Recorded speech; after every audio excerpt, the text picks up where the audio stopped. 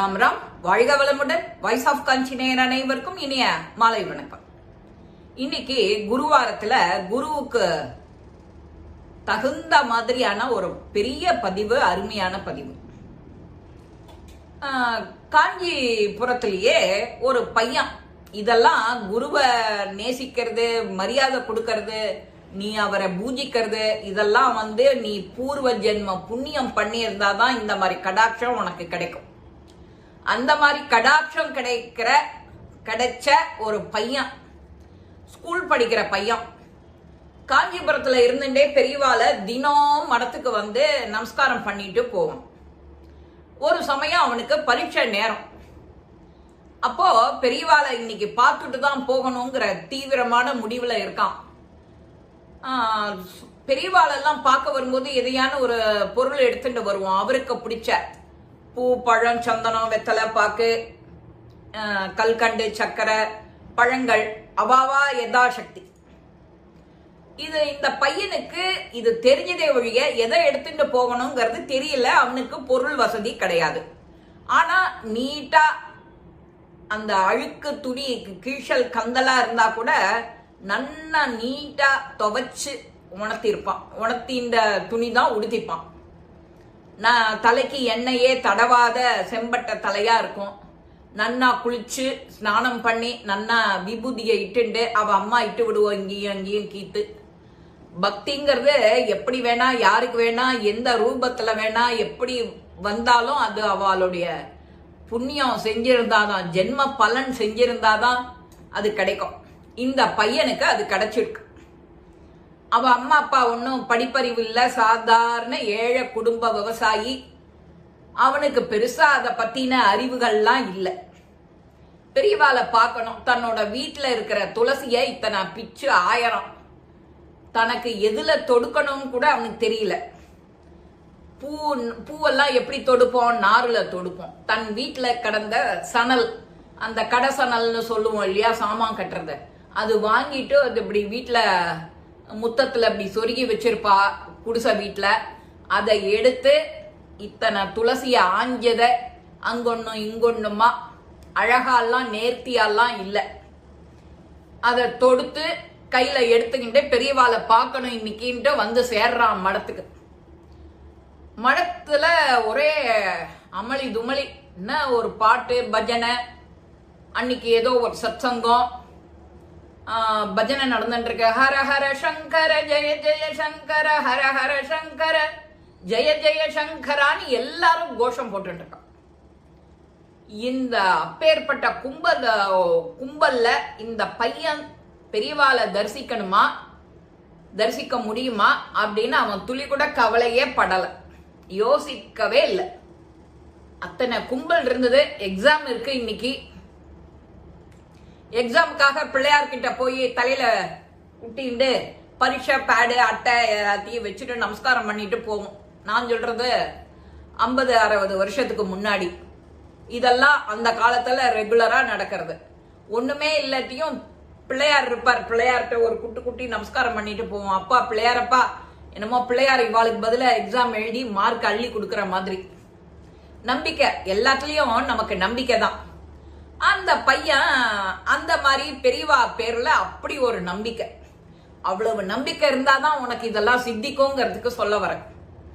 அவன் அசராத அந்த கும்பலெல்லாம் பத்தி லட்சியமே பல்ல. நேர துளசி மலையை எடுத்துட்டு பெரியவா இருக்கிற திசை நோக்கி போயிட்டே இருக்கான். இவனோ சின்ன பையன் தானேன்னு அங்க கூட்டத்துல யாருமே இவனை அப்செக்ட் பண்ணல.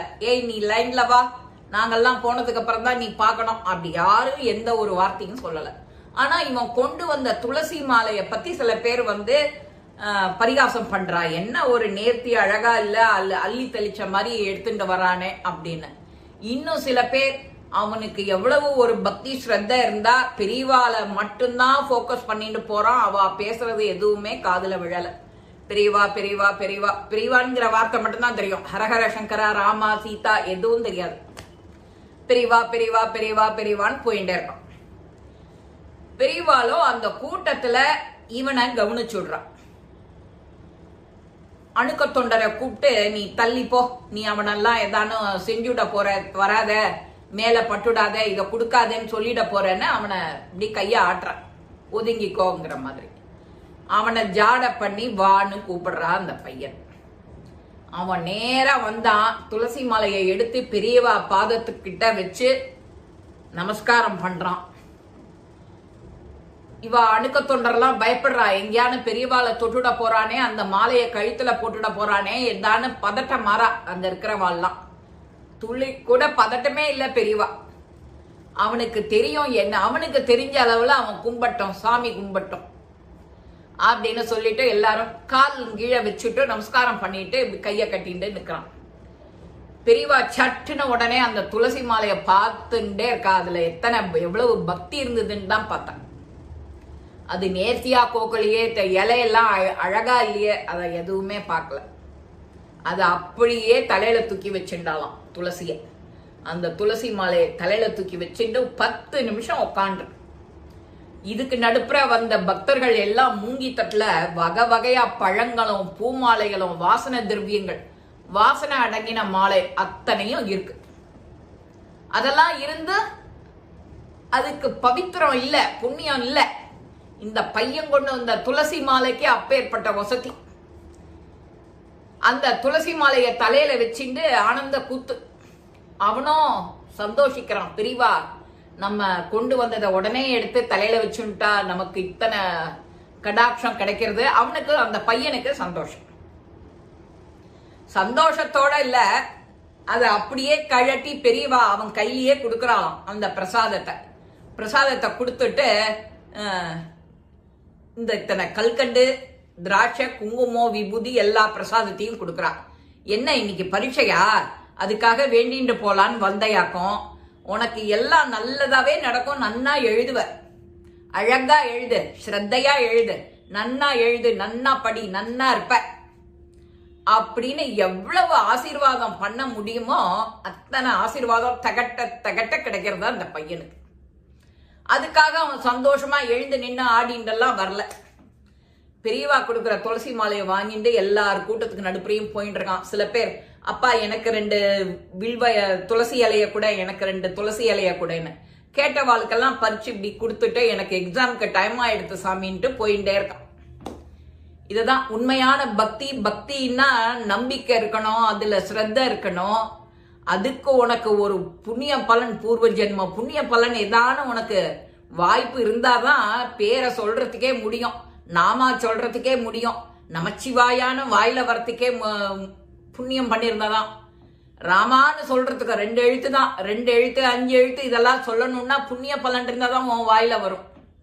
அந்த மாதிரி அந்த பையனுக்கு பெரியவாளை பார்க்கணுங்கிற பலன், புண்ணிய பலன் இருந்திருக்கு, அவனுக்கு கிடைச்சிருக்கு. பெரியவாளை தரிசனம் பண்ணிட்டு விபூதி, கடாட்சம், குங்குமம், கல்கண்டு எல்லாத்தையும் வாங்கிட்டு போய் அழகா எக்ஸாம் எழுதி நன்னா படிச்சு நன்னா பெரிய உத்தியோகத்துல இருக்கான். அவ குடும்பங்கள்ல படிச்ச முதல் பையனும் அவன்தான். அப்பேற்பட்ட கடாட்சம், பெரியவாளுடைய பார்வைப்பட்டாலே அவளுடைய லைஃப் எல்லாம் நன்னா இருக்கும்.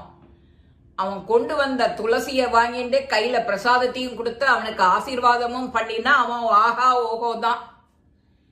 நமக்கும் இந்த குருவாரத்துல இப்பேற்பட்ட பதிவுகள் நான் சொல்றதுக்கும் நீங்க கேட்கறதுக்கும் எவ்வளவு கடாட்சம் பண்ணியிருந்தா இந்த மாதிரி முடியும். நம்மளும் ஏதோ கொஞ்சோண்டு புண்ணிய பலன் பண்ணியிருக்கோம், அதனால்தான் நீங்களும் பதிவெல்லாம் கேட்கறதோட இல்லை, எல்லாருக்கும் கொண்டு போறேன், அதுதான் முக்கியம். இது ஒரு எல்லாருக்கும் பக்தி மார்க்கத்தை பரப்பக்கூடிய ரொம்ப சுலபமான வழி. இந்த சுலபமான வழியை நாமளும் தேர்ந்தெடுத்து எல்லாருக்கும் நல்லதை செஞ்சாலே போறோம். இந்த பதிவு உங்க எல்லாருக்குமே பிடிச்சிருக்கும். லைக் பண்ணுங்க, ஷேர் பண்ணுங்க, பெல் பட்டனை கிளிக் பண்ணுங்க, சப்ஸ்கிரைப் பண்ணுங்க, கமெண்ட்ஸ் பாக்ஸ்ல கமெண்ட்ஸ் போடுங்க. ஸ்ரீ மகாபெரிவா திருவடிகளே சரணம். நல்லதே நடக்கும். ஆனந்தமா இருப்போம் நண்பர்களே. வாழ்க வளமுடன்.